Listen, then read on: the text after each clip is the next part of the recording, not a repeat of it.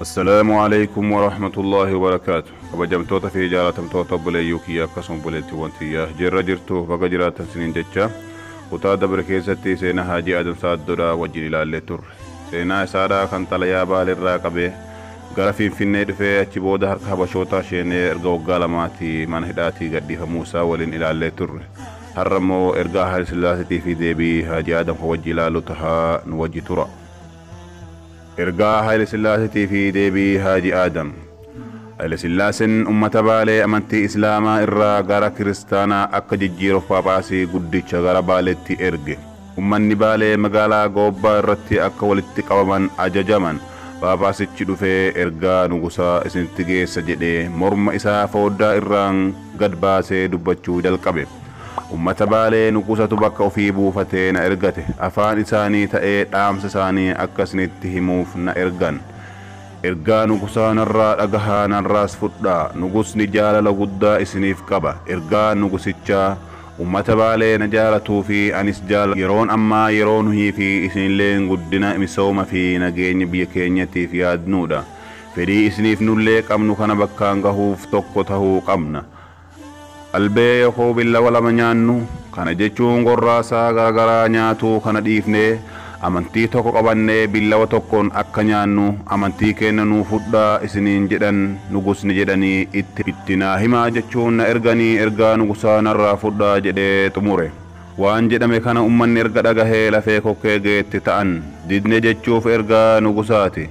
Fudhachuuf wanti waa'ee amantiiti. Sheekota beektotaa fi hayyoonni biyyi qabdu hundi lammataan lafa laalan.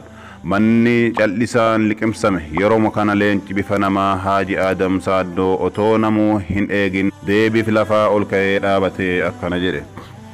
Namni guddaan ergaa nama guddaa geessuuf dhufe ummata irraa of fageessee ummataa ol dhaabatee ummata of jalatti gad laalaa hin dubbatu. Nus ergaa nutti himtan qaaman akka fudhannu dura gara keenya gad bu'aa nu keessa dhaabadhaa waan nu jennu nu dhagahaa jedheen. Erga Phaaphaasichi gadi bu'ee ummata keessa dhaabatee haajichi haasawasaa itti fufee akkana jedhe. Akkuma afaan nugusaatiin ergaa nutti geessitan afaanuma saniin akka afaan ummata Baalee ta'aatii ergaa keenya nugusatti nuuf geessaa. Maali laata ergaan ummata Baalee? Ergaa nugusaa dhageenyee jirra. Waan ofii jaalatuun nu jaalate. Nutis ummanni Baalee nugusa waan jaalannuuf waan ofii jaalannuun isa jaalanna. Nuti amantii Islaamaa jaalanna. Amantiin keenyas jaalatamaadha. Amantii ofii jaalannu kanaan nugusa waan jaalannuuf amantii Islaamaa akka nuu fudhatu itti nuuf himaa jedhee ummata Baalee kan waan deebisu dhabee rakkate fure. San booda ummanni hundi ni cal'ise. Fuulli nama hundaa kan duraan ifaa ture ni guccaachahe. Walgahiinis kanumaan xumurame. Ajandaan Haayile Sillaaseen ummata Baalee walii galatti Kiristinnaa kaasuuf karoorfate akkasitti harkaa fashalaahe. Dura karoorri isaanii achirraa jalqabanii gara naannoo Harar, Jimmaa, Arsii fi kan kana fakkaatan tartiibumaan itti dabruu ture.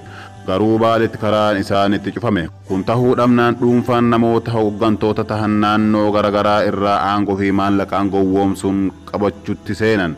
Haaluma kanaan warroota asiin gadii kanneen maqaan moggaafamee jira. Baaleen keessa Baalabbaata naannoo Goobbaa kan ture Fatoo Damboobaatii maqaa moggaasa Kiristaanaa Fitoo Araarii Gabramadiin moggaase. Baalabbaata Dalloo Waaqoo Caakkeetiif immoo Fitoo Araarii Gabrasillaasee moggaase. Baalabbaata Dodolaa yookaan Gadabii Jaarsoo Bu'ii Falamaatii Fitoo Araarii Walda Mikaa'el moggaase. Haaluma wal fakkaatuun naannoo Arsii keessa Baqqalaa Oogatoo fa'a aangoo kennanii fi amantii isaa jijjiiranii jiran. Haa ta'u malee namoonni kunniinis kaayyoo Habashootaa bakkaan hin geenneef.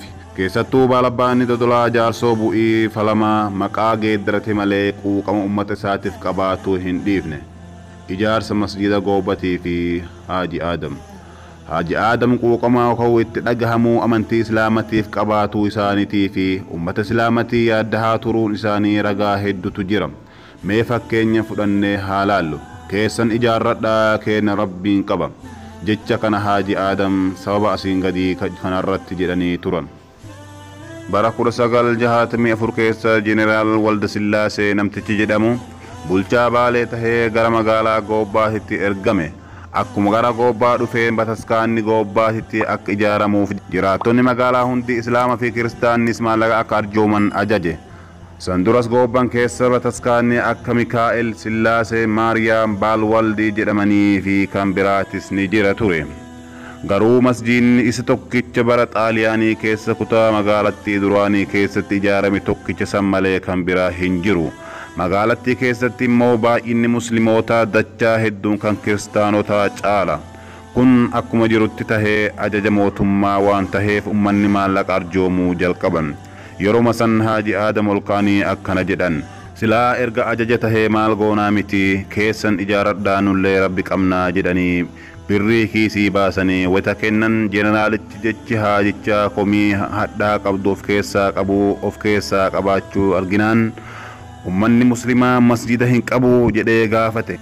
Jedhamee itti himamnaan qarshiin bakka lamatti adda qoodamtee masjida fi bataskaanni akka ijaaraman ajaje.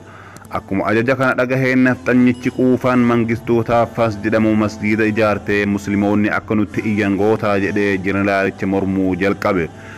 Jeneraalichi yeroo san waraana isa eegu ajajee namticha kana akka gara mana hidhaa geeffamu taasisee qarshiin guuramte masjida fi bataskaanan ijaaramte. Jechi haajichaa takkittiin sun jeneraal Walda Sillaasee sanyii Guraagee tahe kan ilaalcha walqixxummaa amantii qabu rifachiiftee akka masjiidni ijaaramu taasiftee jirti. Masjiidni yeroo san ijaarame isa magaalaa Goobbaa ganda duwwaa lama gabayaa Jimaataa biratti argamuudha. Yeroo madarasaan roobee diigamte Haaji Aadam maal hojjetan?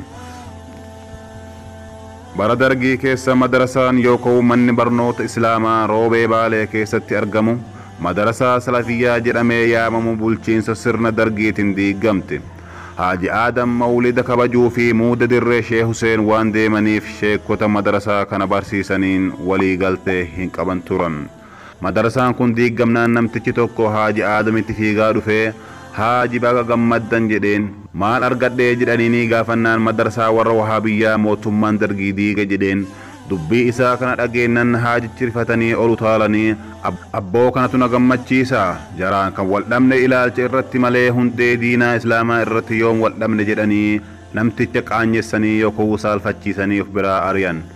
Kana booda madarasaan diinin rabbii itti baratamu diigamtee hin taa'u jedhanii yaabbii isaanii fudhatanii nama Muhammad Tusaa kan yeroo san ganda Ashuutaa bulchaatoo waliin Goobban irraa gara roobee dhufan.